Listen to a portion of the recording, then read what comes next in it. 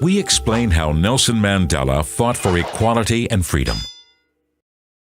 Today, Nelson Mandela is one of the best-known role models in the fight against oppression and racial segregation. In 1993, he was awarded the Nobel Peace Prize for his achievements. But what exactly did he do to fight for a more just and free world? On July 18, 1918, when Mandela was born, his father gave him the name Holy Shasha, which means something like troublemaker. A coincidence or a sign of things to come? Mandela grew up in a traditional Xhosa clan before going to an English-speaking boarding school. That was where he first got the name Nelson. At law school, he fought actively against the South African system of racial segregation known as apartheid, which was even written into the law.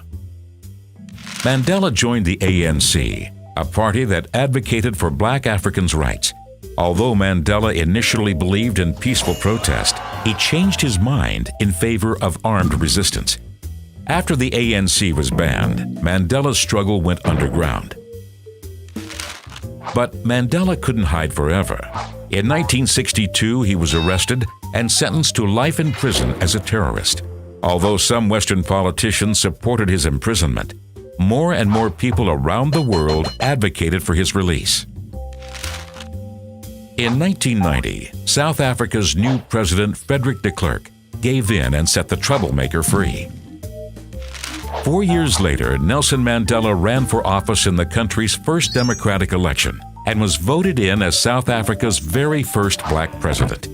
Considering himself the president of all South Africans, he united the country that had been divided along racial lines. One of the ways Mandela did this was through sports, such as rugby, which the black population rejected as a sport of apartheid. When South Africa hosted the Rugby World Cup and won the final, Mandela gave the team captain a congratulatory hug in front of millions of viewers, an enormous gesture of reconciliation. Whether through his efforts for the Soccer World Cup or his foundation against AIDS, even after leaving politics, Mandela remained dedicated to his country. To commemorate his tireless struggle, in 2009, an International Day of Remembrance was created in his name on July 18th. Even after his death, Mandela's dedication to peace and reconciliation continues to bear fruit in South Africa and worldwide.